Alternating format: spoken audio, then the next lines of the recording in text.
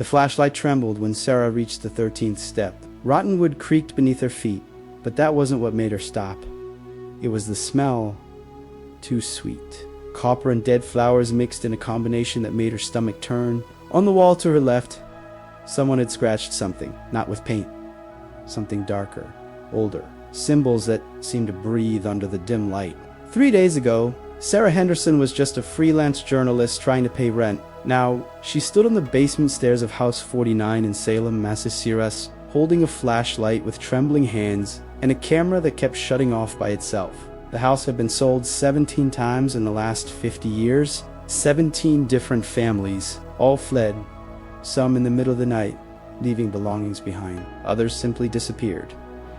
The next step was stained. Sarah didn't want to know with what, but her editor had been clear. Find out what happens in that house, or lose the column. She needed this job, needed to prove she was more than cheap since. So she descended one more step, and another. The temperature dropped with each step, her breath becoming white mist in the air. From the bottom of the basement, something dragged itself. Slow, deliberate, the sound of nails scraping concrete, and then came the voice. Not from above, not from the sides, from below, from inside the stairs themselves. Hoarse, hungry, calling her name with wrong pronunciation, as if the mouth speaking wasn't made for human words. Come down. Sarah, just one more step. Leave in the comments what city you're watching this from, because if it's from Salem, you need to know the truth about House 49. Sarah Henderson never believed in ghosts. She grew up in a Methodist family in Portland, where the supernatural was treated as superstition of ignorant people. She graduated in journalism with distinction, wrote for 3 respectable newspapers before 30. Her specialty was investigations, corporate fraud, political corruption, real estate schemes, real things, documentable, but the editorial market was dying. Freelancers like her accepted anything that paid. That's how she met David Marsh, editor of a mystery blog called Shadows of New England. The site was popular, millions of views per month. David offered $500 for an investigative piece about House 49.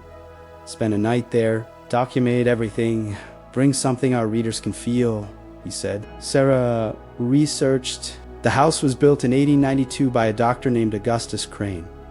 He lived alone, treated patients on the first floor, kept his office meticulously clean. Neighbors described him as reserved but cordial, until 1897, when the screams began. Police raided the house and found Crane in the basement, covered in blood, scratching symbols on the floor with a scalpel. He didn't resist arrest, just smiled and said, he asked, "I just fed him." Crane was hanged 3 months later. The house changed hands quickly. Each owner reported the same phenomena. Footsteps at night, whispers coming from the basement, the feeling of being watched. But the real horror began when someone went down the stairs. 23 steps to the basement floor. No one who reached the last step ever returned to tell what they saw. Sarah parked in front of House 49 at 7 p.m. on a Friday in October. The sun was already setting, painting the sky orange and purple. The house was smaller than it looked in photos. 2 floors, peeling paint, broken windows covered with boards. The yard had become a jungle of weeds. A for sale sign hung crooked on the rusty gate. She carried a backpack with equipment, video camera, audio recorder, extra flashlight, backup battery, water, protein bars. She also brought her laptop and phone, although she knew the house had no electricity. The plan was simple. Enter, explore each room, go down to the basement, record everything, leave before midnight. No tricks, no staging, just facts. The front door wasn't locked. It never was. Sarah entered and was greeted by a narrow hallway that smelled of mold and damped wood. Wallpaper peeled from the walls, revealing stained boards underneath. To the right, a living room with furniture covered by dusty sheets. To the left, what remained of a kitchen, broken sink, open cabinets, a table turned on its side. Sarah turned on the camera and began narrating. Friday, October 26, 7:15 p.m. House 49, Carpenter Street, Salem. First impression, total abandonment. Signs of break-in, but nothing recent. I'll explore the first floor before going down. Her voice sounded strange in the absolute silence, as if the house absorbed sound. She spent 40 minutes photographing and filming each room, found clothes left behind in a closet, dishes still in the kitchen sink, an unmade bed in the master bedroom, signs of hasty departure in the bathroom. Someone had written something on the foggy mirror, "Don't go down." The handwriting was childish, trembling letters. At 8 p.m., Sarah was in the living room, reviewing footage on her laptop when she heard it. A slow dragging coming from upstairs, as if something heavy was being dragged down the hallway. She froze, flashlight pointed at the ceiling. The sound stopped, then started again, louder, coming from the hallway. Coming toward her, Sarah grabbed the camera and left the room. The hallway was empty, but the basement door, which she was sure she'd seen closed, was now ajar. A cold draft came from there, carrying that smell, copper and dead flowers. She approached slowly, filming everything. The door creaked as it opened completely, revealing a wooden staircase descending into total darkness. 23 steps? She counted on the phone screen, using the flashlight to illuminate. The stairway was steep, the steps irregular, some higher than others. Stone walls on both sides, damp to the touch, and the symbols scratched on the left wall, descending along with the stairs. Circles within circles, lines crossing, forming patterns that hurt your eyes if you looked too long. Symbols visible on the west wall, Sarah narrated, keeping her voice steady. They appear to be made with something organic. Blood, perhaps? There's no lighting. I'll go down and document the basement. She took the first step. The wood groaned but held. Second step, third. The temperature plummeted. By the fifth step, her breath was already white mist. It was on the 10th step that the camera began to fail. The screen flickered, showing static for seconds before returning to normal. Sarah tapped the device, checked the battery. It was full. She continued descending. 11th, steppy 12th. The flashlight beam wavered. 13th, and then she heard her name, not from the bottom of the basement, from below, from the very boards beneath her feet. Sarah. She almost dropped the flashlight, pointed it down, but there was only old wood. The voice came again, clearer, closer. Sarah, come down. It wasn't one voice. It was many, overlapping men, women, children, all pronouncing her name with that wrong inflection, as if it were a foreign word. Sarah stepped back. Her leg trembled so much it almost failed. The camera fell to the floor, the lens cracking, but it kept recording, the screen showing the step where she stood. And in the corner of the image, something moved, a shadow climbing the stairs. Not projected by anything, just a darkness denser than the rest, with a vaguely human shape. The shadow stopped on the step below hers. Sarah could see through it, but could also feel its weight, the pressure it exerted on the air. It smelled of wet earth and rotting flesh. When it spoke, its voice came from everywhere at once. You came, finally. So easy to bring, so easy to feed. Sarah ran, climbed the steps 2 at a time, stumbling, scraping her knees on the rough wood. The shadow didn't follow her. Didn't need to, because when Sarah reached the top of the stairs and looked back, she saw that the basement door was closed, locked, and she could still hear the voice, clear as if it were beside her. You'll come back. Everyone comes back. The basement is hungry. But Sarah Henderson was a journalist, and journalists didn't run from stories, even when the story wanted to devour them. Sarah spent the night in a cheap motel 5 miles from House 49. Couldn't sleep. Every time she closed her eyes, she saw that shadow climbing the stairs, heard her name being pronounced that wrong way, distorted. At 6 a.m., she gave up trying to rest and went to the nearest Dunkin' Donuts. Strong coffee, 3 cups. She reviewed the recordings on her laptop. The camera had captured everything until the moment it fell on the 13th step. The audio was distorted, full of static, but it was possible to hear the voices. Come down, Sarah. In the last frame before the camera stopped recording, there was something in the darkness of the basement. A silhouette. It wasn't human. Too long. Joints in the wrong places. Eyes reflecting the flashlight like an animal's. Sarah had 2 options. Write the article with what she had and never go back, or investigate thoroughly. Discover the truth. The first option was sensible. The second was real journalism.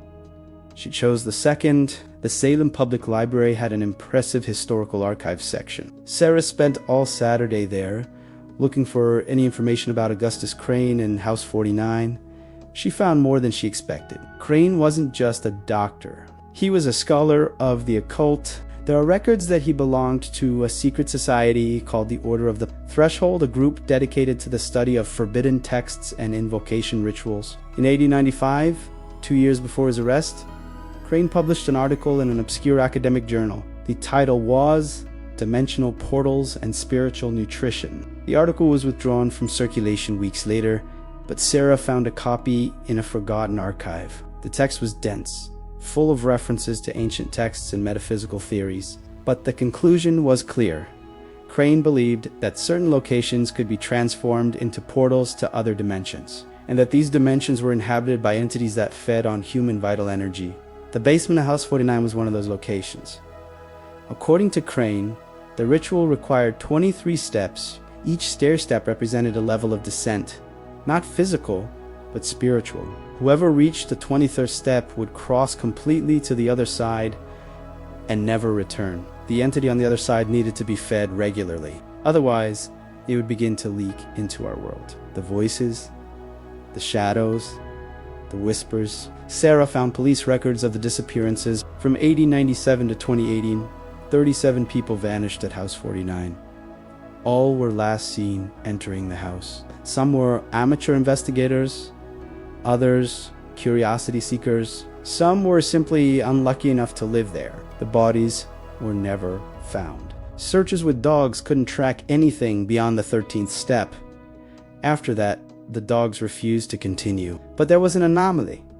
In 1952, a woman named Dorothy Walsh survived. She spent 3 days in the basement and came out alive. She was admitted to a psychiatric hospital immediately. Medical records said she repeated the same words without stopping. He's hungry. Needs always 23. Dorothy died in 1967, still institutionalized, but she left a diary. Sarah needed 2 days to convince the hospital administration to let her see the diary. When she finally succeeded, she spent hours reading Dorothy's trembling handwriting. Most was incoherent drawings of symbols mixed with fragmented sentences. But there was one passage that made sense. He doesn't want to kill me. Wants me to go down all 23 steps. But I stopped at 22, stayed there 3 days. He screamed, begged, promised things, but I didn't go down the last one. If you go down the last one, he completes. You become the door, and the door never closes. There was an attached drawing, a person standing on the 23rd step, and from them, lines extended in all directions, connecting them to other figures like a web, like a living portal. Sarah photographed each page of the diary, returned to the motel, and spent the night organizing everything. The pattern was clear. The entity in the basement used the voices of previous victims to attract new ones. Each person who descended fed it, made it stronger. And it was getting impatient. The manifestations were happening more frequently. Soon, it wouldn't need the stairs anymore. It would leak completely. On Monday morning, Sarah returned to House 49. This time, prepared. She brought rock salt, iron, protection symbols drawn on paper, all the things that online research suggested. She didn't completely believe, but it didn't hurt to try. She also brought a walkie-talkie connected to a friend's phone, configured to call automatically if she didn't respond every 15 minutes. She entered at noon. Sunlight still strong outside, but inside the house was permanent twilight. She went straight to the basement door. It was closed again, locked. Sarah forced it with her shoulder. The wood gave with a crack, the door opening violently. Freezing air blew out, so cold it formed ice on the hallway walls. The stairs waited. Sarah descended slowly, counting each step. 1, 2, 3. The voices began on the 5th. Whispers coming from the walls. Come back, come back, come back. On the 10th, the flashlight went out. She tapped the device, but nothing. She used her phone as light. The screen showed no signal, but the flashlight worked. For now. 11th step. The temperature was unbearable. Sarah could see her breath, thick as smoke. The voices got louder, no longer whispers. Screams. Don't go down. Come back. He'll get you. 12th. 13th. Sarah stopped. The same place as before. She breathed deeply.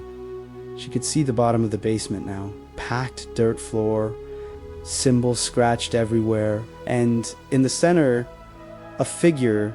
It was Augustus Crane, or what was left of him. Skin stretched over bones, sunken eyes glowing with their own light. He smiled, but the smile was too big, mouth opening past where it should, revealing rows of teeth that weren't human. When he spoke, his voice echoed as if coming from a deep well. Sarah Henderson, journalist, doesn't believe in ghosts, but came down anyway. Curiosity, ambition, hunger for truth. You and I are alike. Sarah forced herself to speak. Who are you?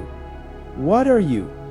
The figure laughed. Sound of breaking glass mixed with a child's crying. I'm not Crane. Crane was just the first. The doorman. I am what waits, what has always waited. This house is my mouth. This staircase is my tongue. And you, Sarah, are on my palate. Sarah stepped back. The figure didn't move, but suddenly was closer. Impossible. It hadn't crossed the distance. Just was closer. 23 steps, the creature whispered. Just go down 10 more, and you'll know everything. All the stories, all the truths, every secret humanity's ever hidden. Isn't that what you want? Isn't that why you came? It was tempting, terribly tempting. Sarah could feel the pull, like gravity drawing her down. Her feet moved on their own. 14th step, the creature smiled even wider. Yes, good go. Continue just 9 more. But then Sarah remembered Dorothy's diary. You become the door. She stopped, forced her legs to stay still. No. The creature's smile disappeared. No, I won't go down. The entire basement shook. The walls cracked. From the fissures, hands began to emerge, dozens of them. Gray, decomposed, with long broken nails, reaching toward Sarah.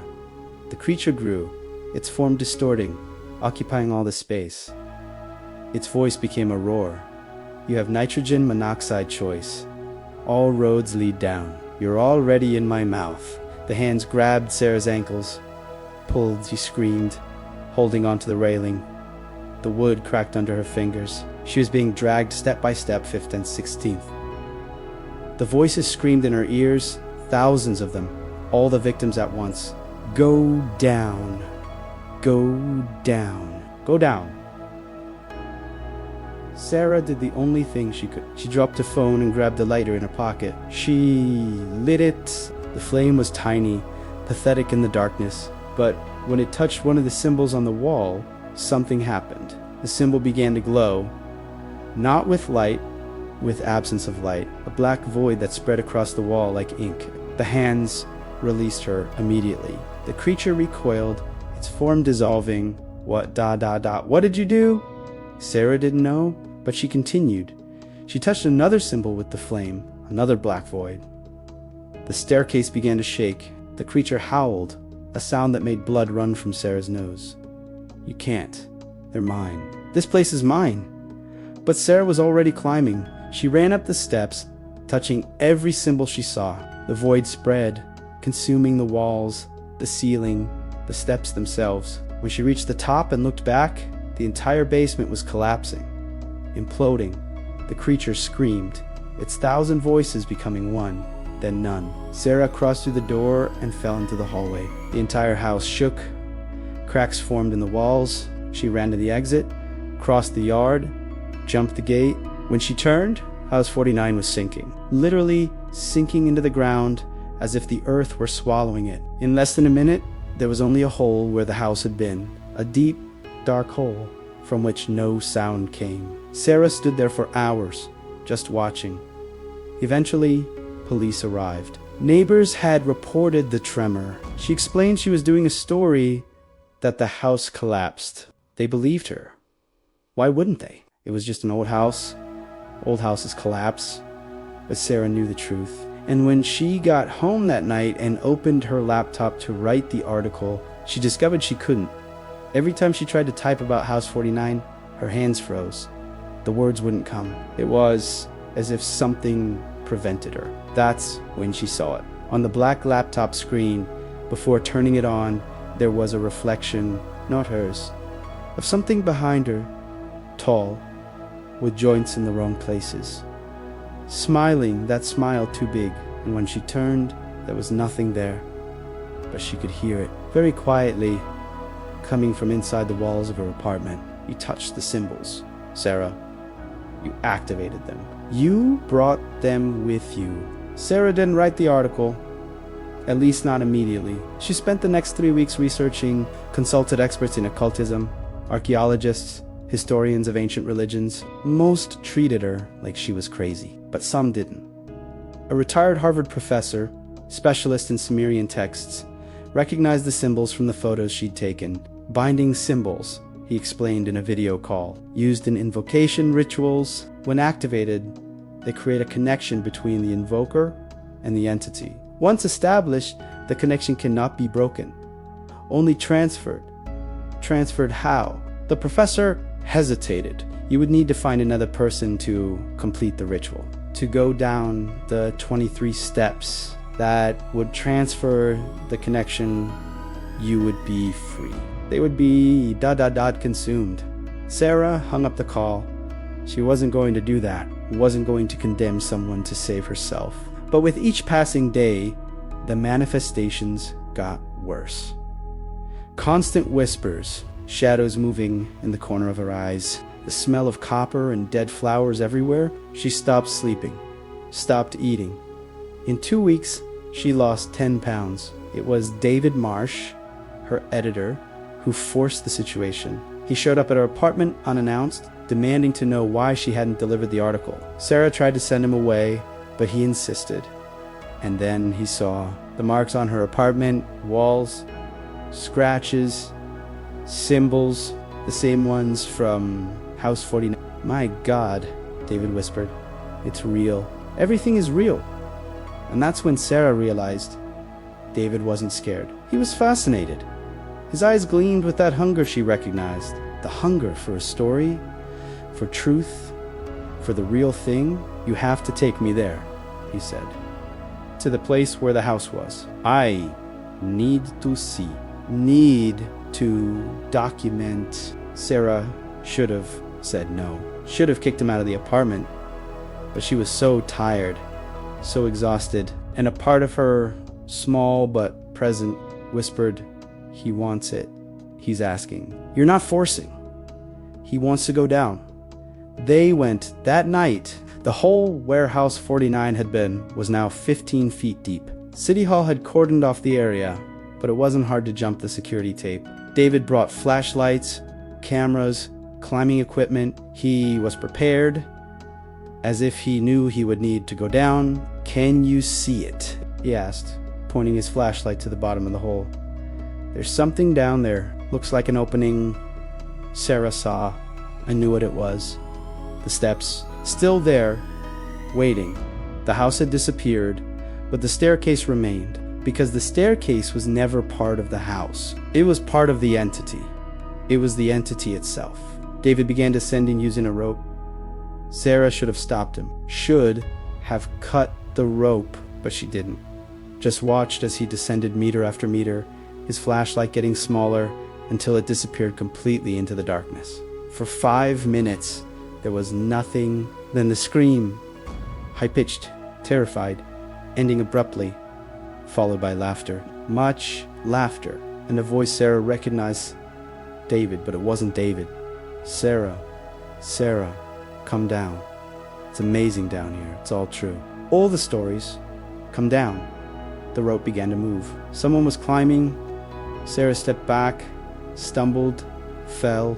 The rope swung violently now, and then she saw the hand emerging from the hole, gray, decomposed, holding the rope, followed by another hand, and another, dozens of them. Sarah ran like she'd never run in her life. She could hear the things coming out of the hole behind her, Not just one, many. All the victims, all the people who had gone down the 23 steps. Now free, now hunting. She didn't stop until she reached the car. Got in, locked the doors, started the engine. In the rearview mirror, she saw the figures standing at the edge of the cordoned area, just watching, waiting. One of them waved. It had David's face, but the eyes were empty. Black, too deep. Sarah drove, not back to the apartment, not back to Salem, just drove. Went straight south, not stopping except for gas. When the sun rose, she was in Connecticut. When it set again, she was in Pennsylvania. She kept driving. Sarah never sent any of them. Instead, she bought a plane ticket to Portland because if Emily was going to go down those stairs, Sarah needed to be there. Not to stop her, not to help her, but to witness, to document, to finally write the story she'd been unable to write for 6 months. Or maybe, just maybe, to take Emily's place, to finally go down those 23 steps herself and end this. Because Sarah Henderson was tired, so tired of running, tired of recruiting, tired of being the thing she'd hunted. The flight to Portland took 3 hours. Sarah spent them staring out the window, watching clouds pass below. She thought about her parents still living in their Methodist home, unaware their daughter had become a monster.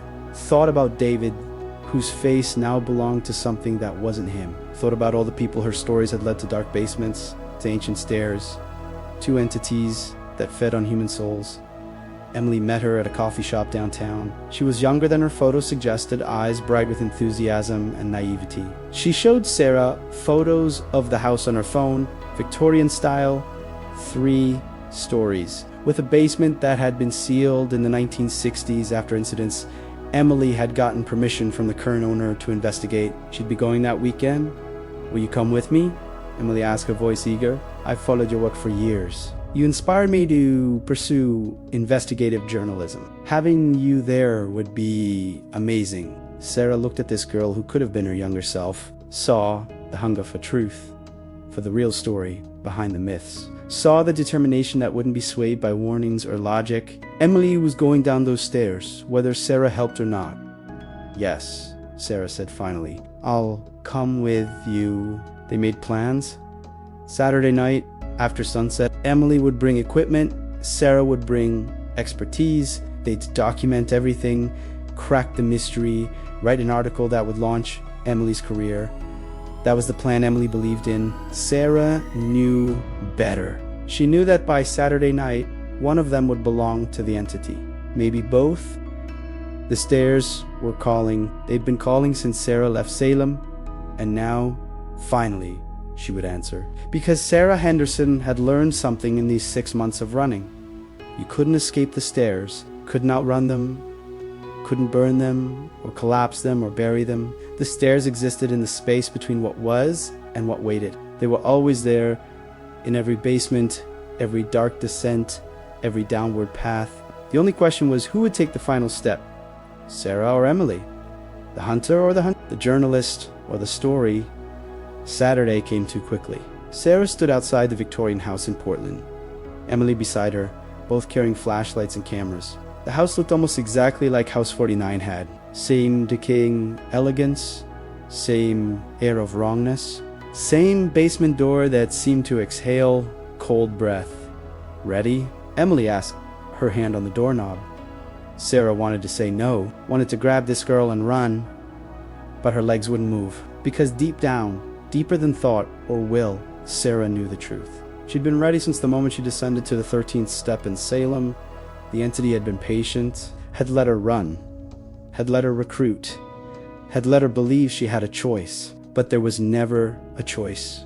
The moment she touched those burning symbols, the moment she activated the binding ritual, she'd sealed her fate.